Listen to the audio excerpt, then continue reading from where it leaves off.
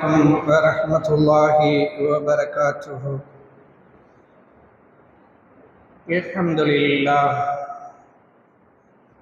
إن الحمد لله الذي وحده، والصلاة والسلام على من لا نبي بعده، وعلى آله وصحبه أجمعين، ومن تبعهم بإحسان إلى يوم الدين. أما بعد، فقد قال الله تعالى في القرآن العظيم: ولقد أوحي إليك وإلى الذين من قبلك لئن أشركت ليحبطن عملك ولتكونن من الخاسرين. சர்வலோக புகழும் புகழ்ச்சியும் அகிலத்தின் அதிபதியான அல்லாஹ் ஜல்ல ஷஅனுஹு தஆலா ஒருவனுக்கு மட்டுமே உரித்தாக்கி, அல்லாஹ்வுடைய சாந்தியும் சமாதானமும் அனைத்து நபிமார்கள் மீதும், அத்தொடரிலே இறுதியாக வந்து இருளில் இருந்த உலகத்தை ஒளியின்பால் கொண்டு வந்து அந்த ஒளியை அணைந்து விடாமல் இருப்பதற்கான அனைத்து முன்னேற்பாடுகளையும் செய்துவிட்டு போன இறுதி தூதர் ஹாத்தமுன் நபி முஹம்மது முஸ்தபா ஸல்லல்லாஹு அலைஹி வஸல்லம் அன்னவர்களின் மீதும், அன்னவர்களின் வழியை வெளிவைத்து பின்பற்றிய சத்திய சஹாபாக்கள், சஹாபிய பெண்மணிகள் மீதும், அவர்களை பின்தொடர்ந்த தாபியீன்கள், தபா தாபியீன்கள், சத்திய இமாம்கள், இந்த உலகத்தில் வாழ்ந்து கொண்டிருக்கிற வாழப்போகிற முஸ்லிமான ஆண் பெண்கள் மீதும், குறிப்பாக புனிதமிகு ரமலானின் புனித இரவில் அல்லாஹுவை வணங்கிவிட்டு அவனுடைய அருளை எதிர்பார்த்து அவனுக்கு மிகவும் விருப்பமான அல்லாஹ்வுடைய ஆலயத்தில் ஒன்று கொள்ளும் இருக்கிற நம் அனைவரின் மீதும் என்றென்றும் நின்று நிலவட்டுமாக என்று பிரார்த்தித்து இந்த உரையினை துவங்குகிறேன். கண்ணியத்திற்குரிய எல்லாம் அல்ல அல்லாஹ் ஜல்ல ஷஅனுஹு தஆலாவின் நல்லடியார்களே, பெரியோர்களே, சகோதர சகோதரிகளே, தாய்மார்களே, கெட்ட அக்கீதா உருவாகக்கூடிய வழிகளில் 7 வழிகளையும் அதோடு சேர்த்து ஈமானை தாக்கி அழிக்குகிற மிக மோசமான ஆசிடு குஃபுர் என்பதையும் நாம் இதுவரை அறிந்திருக்கிறோம். அதைத் தொடர்ந்து நம்முடைய ஈமான், அந்த ஈமான் சார்ந்த அமல்களையும் நாசமாக்குகிற மிக முக்கியமானதொரு இன்னொரு ஆபத்து அல்லாஹ்வுக்கு இணை கற்பித்தல் என்ற மோசமான காரியம். அல்லாஹ்வுக்கு இணை கற்பிப்பதை அரபியில் ஷிர்க் என்று சொல்லுவார்கள். இந்த ஷிர்க் என்பது என்ன என்பதை மிக ரத்தின சுருக்கமாக இமாம்கள் நமக்கு விளக்கி கொடுக்கிறார்கள். அல்லாஹுவுடன் பிறரை இணையாக்குவது, இது அல்லாஹுவின் ஆற்றல்கள் பண்புகளில் அல்லாஹ்வுடன் மற்றவர்களையும் இணையாக்குகிற போதும், அல்லாஹுடைய வணக்க வழிபாடுகளில் ஏதேனும் ஒன்றை மற்றவர்களுக்கோ செய்வதன் மூலம் ஏற்படும் என்று சொல்கிறார்கள். ஷிர்க் என்பது அல்லாஹுடைய பண்புகள், பெயர்களில் ஏதேனும் ஒன்றை அல்லாஹு அல்லாதவர்களுக்கு வழங்குவது அல்லது அல்லாஹுவோடு சேர்த்து இணையாக்குவது, இதுவும் ஷிர்க் என்று சொல்கிறார்கள். இன்னொன்று, அல்லாஹுடைய வணக்க வழிபாடுகளில் ஏதேனும் ஒன்றை அல்லாஹ் அல்லாதவர்களுக்கு செய்வதன் மூலமோ அல்லது அல்லாஹுவோடு சேர்த்து பிறருக்கோ அல்லது மற்றவைகளுக்கோ செய்வதன் மூலமும் ஏற்படும் என்று சொல்கிறார்கள். இது பெரும்பாலும் அல்லாஹ் அல்லாதவர்களுக்கு வணக்க வழிபாடுகளில் செய்வதன் மூலமாகத்தான் முஸ்லிம்களிடத்தில் ஆழமாக வேர் உண்டிருக்கிறது. ஆனால் அது நமக்கு பேராபத்தை விளைவிக்கும் என்பதை உணராமல் கூட முஸ்லிம்கள் இருப்பதுதான் அதில் மிக கவலைக்குரிய இடம். அதை அல்லாஹ் ரப்புல் ஆலமீன் இதை சொல்லுகிற போது 39வது அத்தியாயத்தினுடைய 63வது வசனம், நாம் ஒவ்வொரு செயலை செய்கிற போதும் இந்த வசனங்கள் நம்முடைய உள்ளத்திற்குள் ஆழமாக ஞாபகமூட்டப்பட்டதற்கு பின்பு நம்முடைய அமல்களை செய்தால் அந்த அமல்களுக்கு உயிரோட்டம் இருக்கும். அந்த அமல்கள் மறுமையில் நமக்கு பயனுள்ளதாக இருக்கும். மாறாக நான் மிக மிக தெளிவானவன், எனக்கெல்லாம் ஷிர்க்கு வராது, எனக்குக்கும் ஷிர்க்குக்கும் ரொம்ப தூரம் என்ற மமதை நம்மிடத்தில் இருந்தால் ஆபத்திலும் பெரும் ஆபத்து. இதை எச்சரிக்கும் விதமாக இந்த 39வது அத்தியாயத்தினுடைய 63வது வசனத்தை அல்லாஹ் சொல்லுகிறான். வலக்கது ஊஹிய இலைக்க வ இலல்லதீன மின் கப்லிக, நபியே உமக்கு முன் அனுப்பப்பட்ட நபிமார்களுக்கும் நாம் வஹியாக அறிவித்தது என்னவென்றால், லஇன் அஷ்ரக்த லயஹ்பதன்ன அமலுக, நீர் இணை வைத்தாலும் உம்முடைய நற்கர்மங்கள் அனைத்தும் அழிந்து போய்விடும். லதகூனன்ன மினல் ஹாசிரீன், நஷ்டவாளிகளில் ஒருவராக நீர் மாறிவிடுவீர் என்று அல்லாஹ் ரப்புல் ஆலமீன் பெருமானார் முஹம்மது ஸல்லல்லாஹு அலைஹி வஸல்லம் அவர்களை முன்னிறுத்தியே சொல்லுகிறார். அவர்களை மட்டும் முன்னிறுத்தினா பத்தல, அவர்களோடு சேர்த்த பிற நபிமார்களையும் எல்லா நபிமார்களையும் அல்லாஹ் சேர்த்து இந்த வசனத்தில் சொல்லுகிறான்.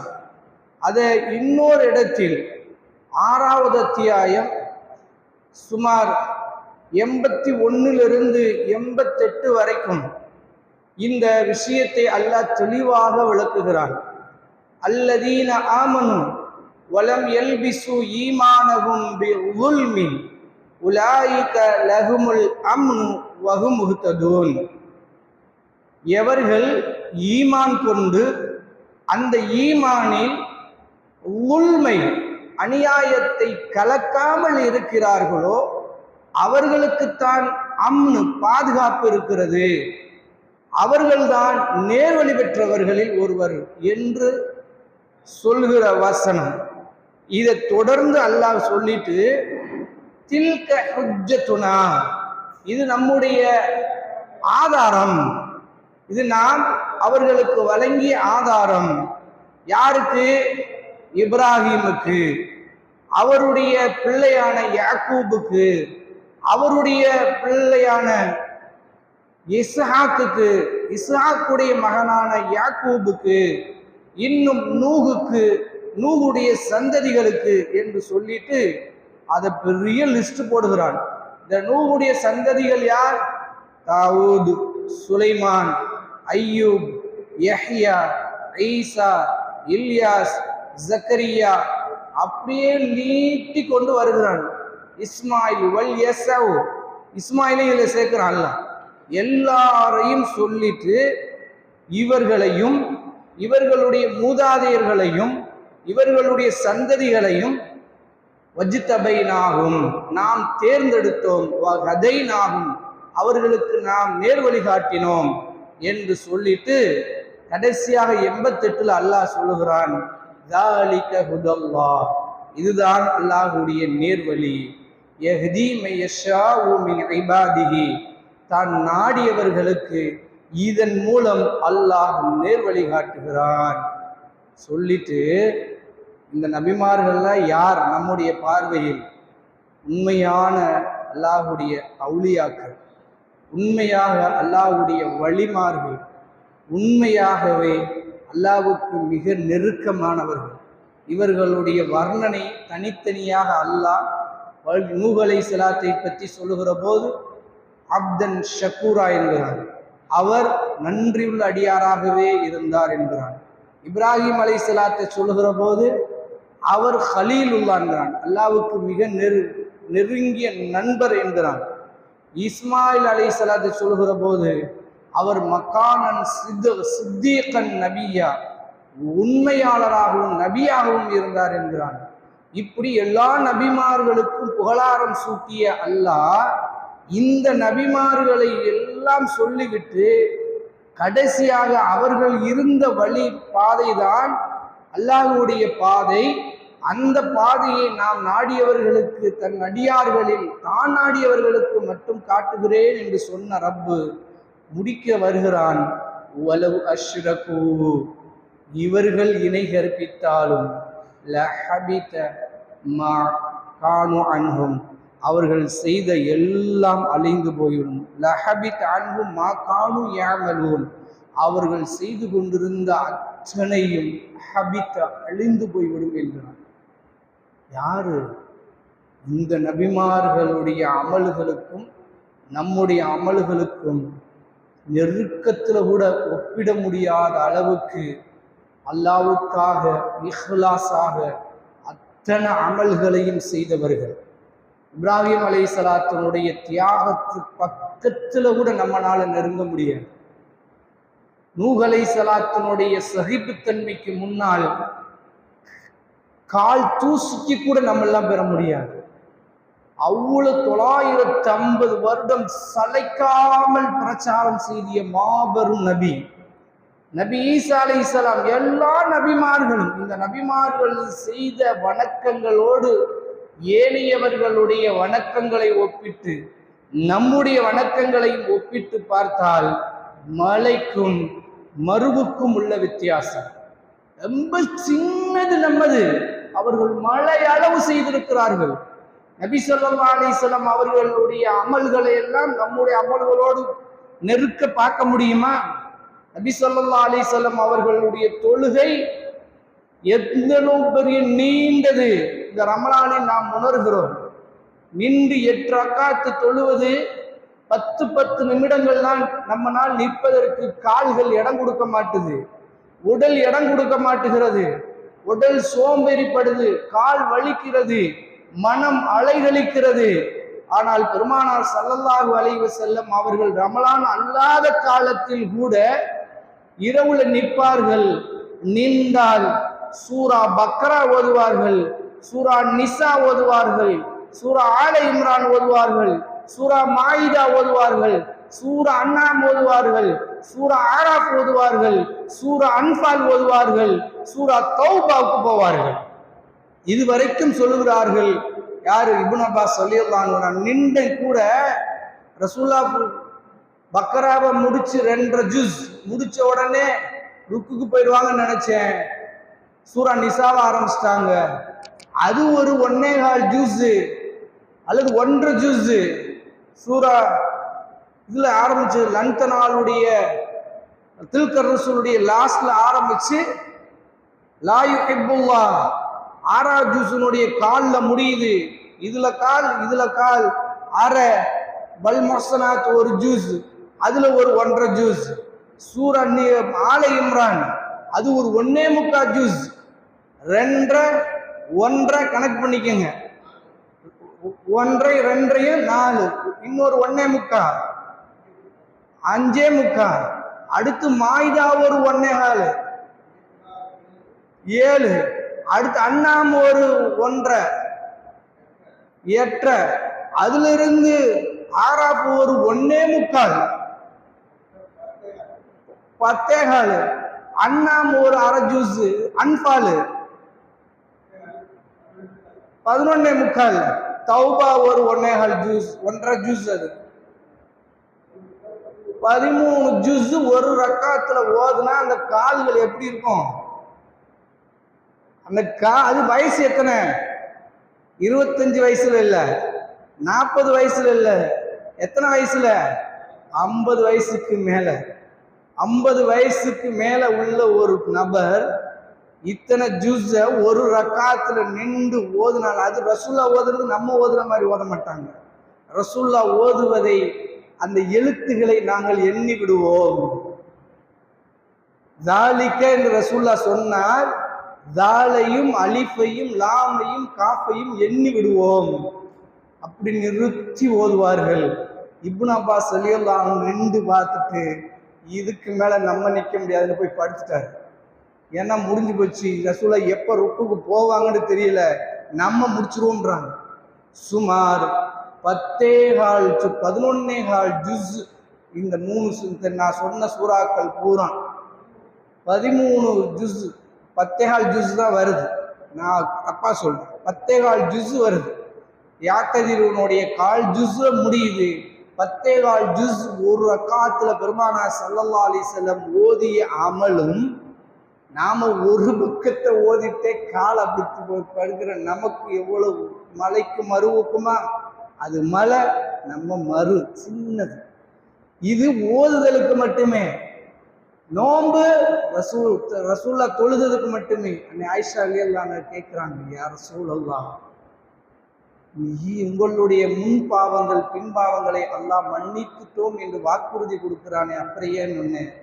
நபி ஸல்லல்லாஹு அலைஹி சொன்னார்கள், கால்கள் எல்லாம் வீங்கி போய் நின்ற ரசூல்லா சொல்றாரு, ஆயிஷா அலா அன் அகூன அப்தன் ஷக்கூரா, என் இறைவனுக்கு நான் நன்றி உள்ளவனாக இருக்கிறேன்னு ஆசைப்படுறேன், அல்லாஹுக்கு நான் நன்றியாளனா இருக்குன்னு ஆசைப்படுறேன். ஏன் இவ்வளவு வீங்கிறத பார்த்துட்டு ஆயிஷா கேட்டப்ப, இப்படி ரசூல் ஸல்லல்லாஹு அலைஹி வஸல்லம் தொழுகை மட்டுமே. நோன்பு எடுத்தீங்கன்னா, நமக்கு நோன்புக்கும் ரசூலுல்லாஹ்வுடைய நோன்புக்கும் ஒரு வித்தியாசம் இருக்கு. நமக்கு நோன்பு சஹர் டு இஃப்தார் தான், ரசூலுல்லாஹ்வுக்கு முத்தவாசி தொடர் நோன்பு. ஒரு மாதம் சஹரும் இல்லாம இஃப்தாரும் இல்லாம ரசூலுல்லாஹ் நோன்பு வைப்பார்கள். அப்போ சஹாபாக்கள் சிலர் அதுக்கு எத்தனைக்க போது வேணான்ட்டாங்க ரசூல்லா. ஏன்னா என் இறைவன் எனக்கு இரவில் உணவளிக்கிறான், உங்களுக்கு அந்த பாக்கியம் விட்டுருங்கன்னா. அந்த அளவுக்கு ரசூல்லாவுடைய நோன்பு எல்லாம் ஜக்காத், நாமெல்லாம் பக்கத்துல கூட போக முடியாது. புயல் காற்றை விட வேகமாக ரசூல்லா தர்மம் செய்வார்கள். புயல் காற்று வீசுச்சுன்னா ஏதாவது மிஞ்சுமா? கீழே ஏதாவது மிஞ்சி இருக்குமா? வாரி சுருட்டி எல்லாத்தையும் கொண்டு போயிடும். அந்த மாதிரி ரசூல்லா இருக்கிற அத்தனையும் வாரி சுருட்டி அள்ளி கொடுத்து விடுவார்கள். எது இருக்கு இல்லை என்று யோசிக்கவே மாட்டார்கள். எல்லாத்தையும், வீட்டில் இருக்கக்கூடிய அனைத்தையும் தர்மம் செய்கிற அளவுக்கு கொடை வள்ளலாக பெருமானார் ஸல்லல்லாஹு அலைஹி வஸல்லம் அவர்கள் இருந்தார்கள். அவர்கள் உம்ரா 4 செய்திருக்கிறார்கள், ஹஜ் செய்திருக்கிறார்கள். இந்த 5 அமல்களுக்குமே அவர்களுக்கு நெருக்கத்தில் இந்த உம்மாவில் யாருமே போக முடியாது.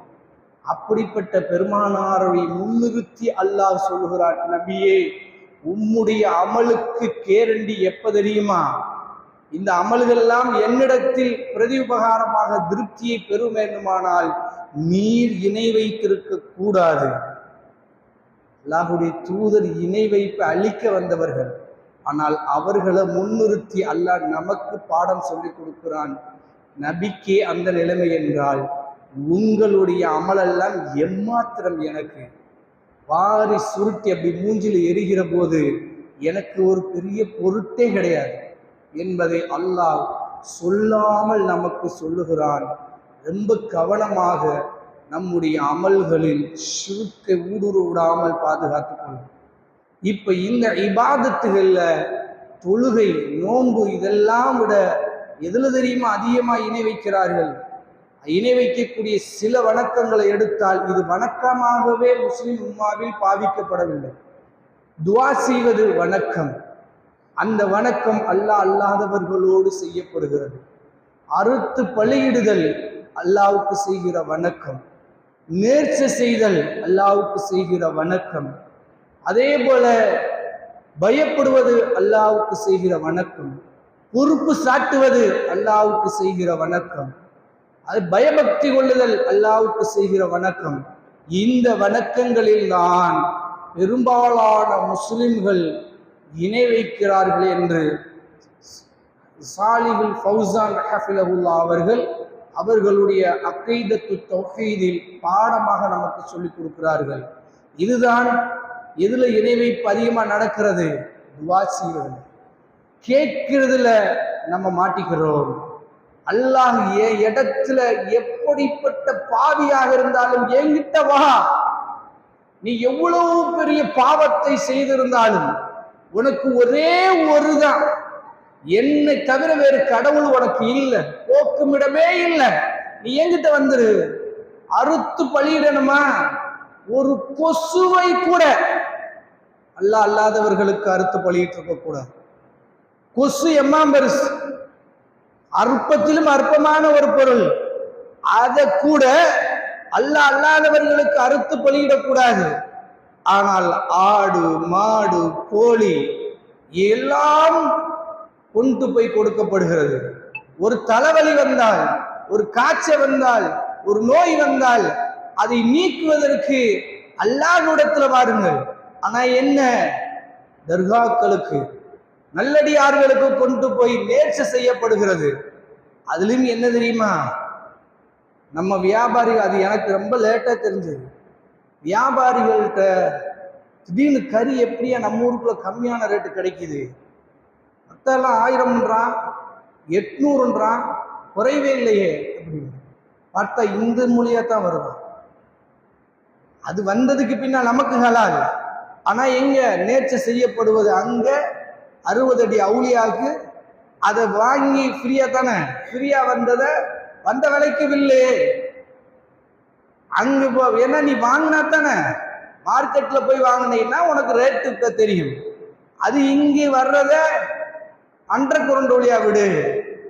டிட்டோவா யூத கலாச்சாரம், டிட்டோவா பிராமணிய கலாச்சாரம், அவர்கள்தான் மக்களிடத்திலிருந்து வாங்கிய பணத்தை இந்த மாதிரி அநியாயமாக பாத்திலாக வியாபாரத்தின் மூலமாக ஏற்படுத்தி சாப்பிட்டு கொண்டிருந்தது. பச்சை ஷிர்கை கூச்சமே இல்லாமல் செய்கிறார்கள், நெருடலே இல்லாமல் செய்கிறார்கள்.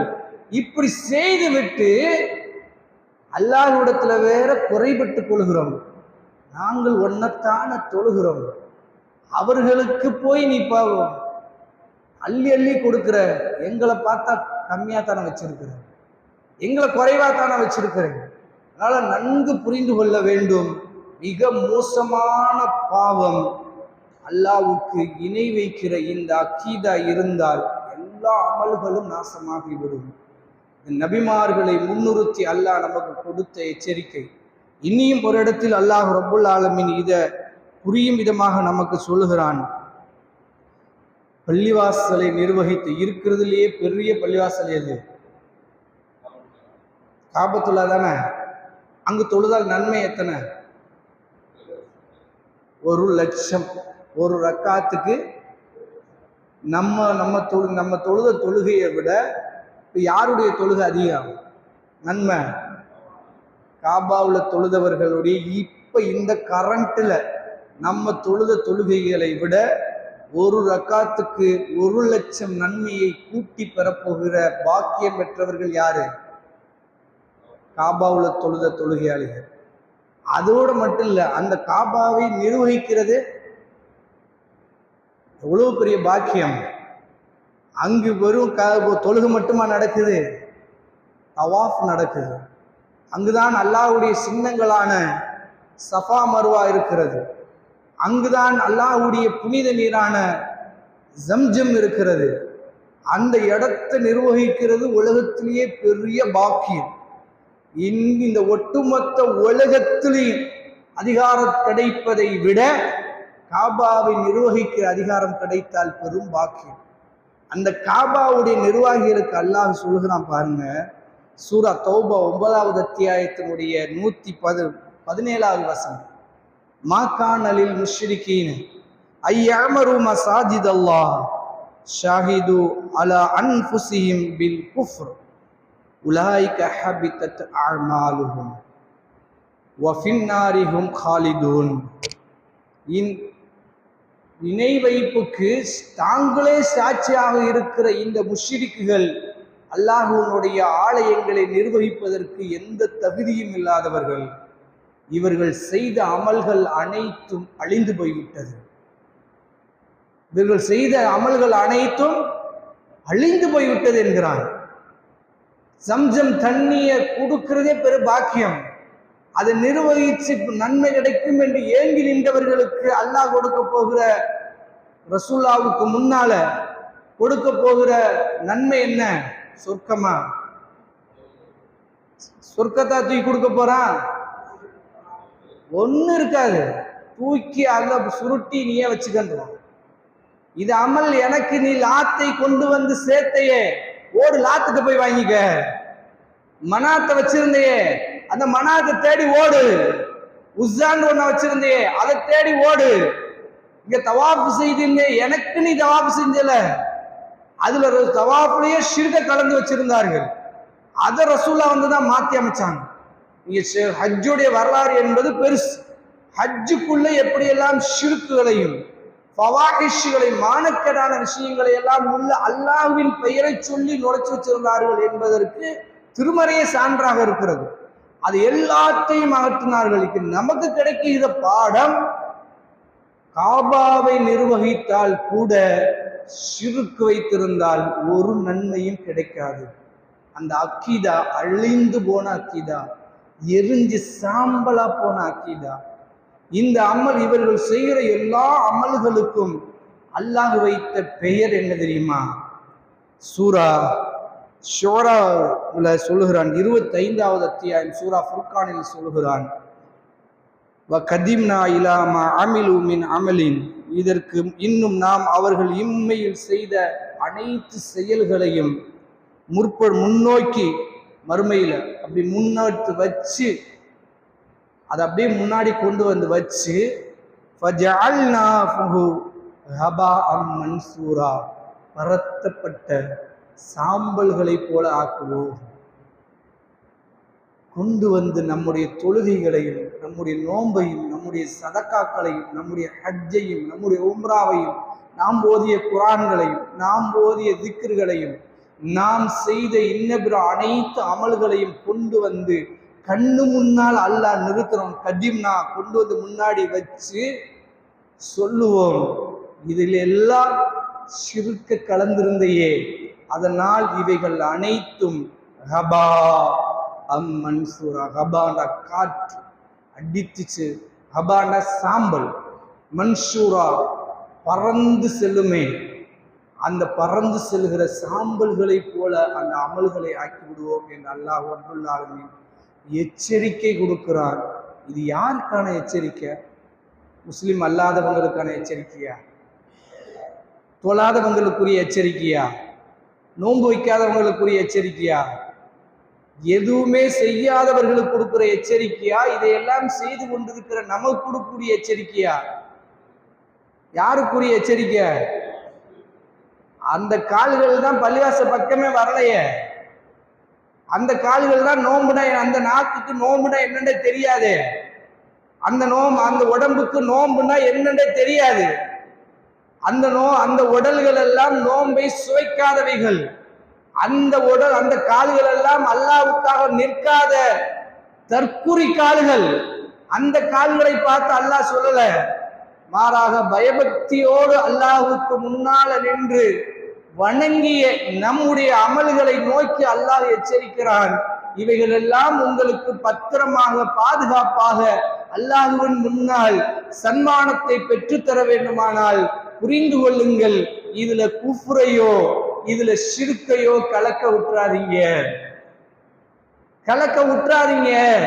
என்று எச்சரிக்கை கொடுக்கிற இத்தனை வசனங்களும் நமக்கு எதை சொல்லுகிறது?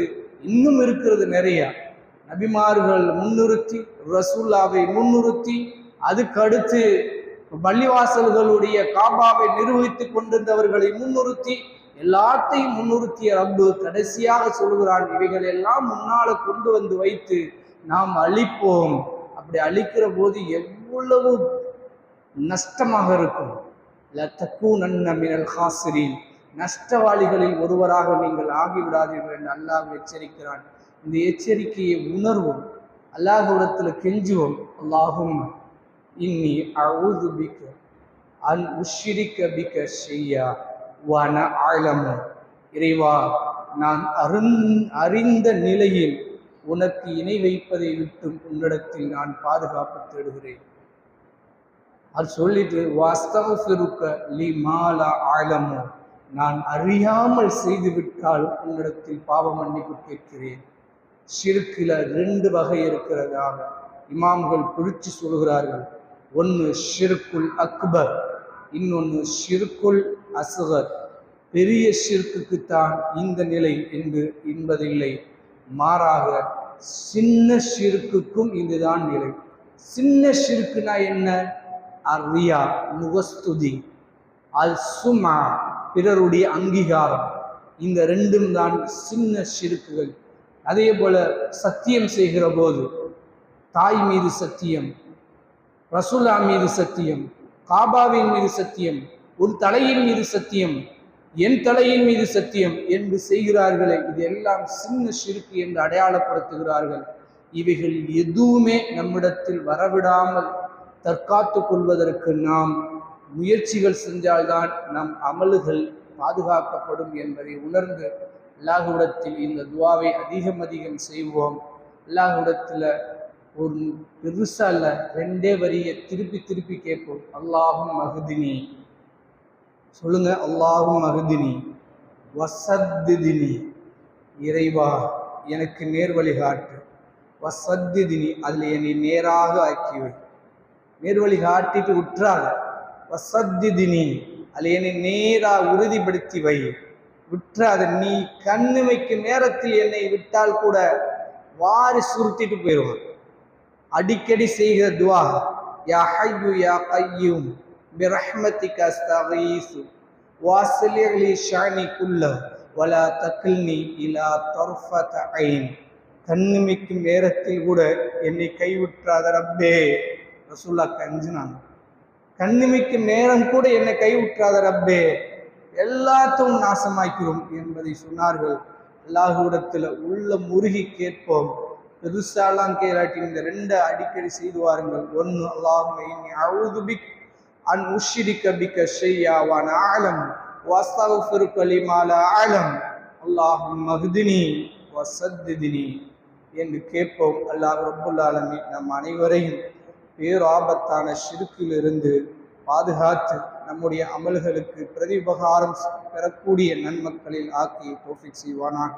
வாஹிரு தஅவானா அல்ஹம்துலில்லாஹி ரப்பில் ஆலமீன்.